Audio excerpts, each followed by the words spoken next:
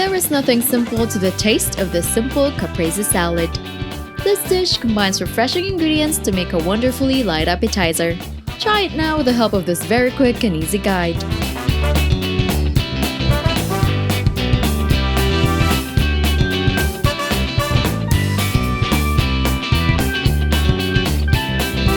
Onto a platter, arrange the tomato slices, mozzarella medallions, and basil leaves, making them overlap slightly with each other.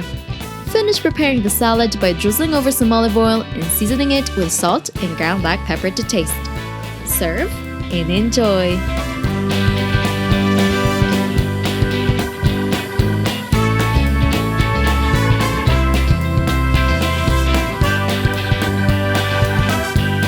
Don't forget to hit like, subscribe, and turn on that notification bell to catch more easy and tasty dishes to try at home.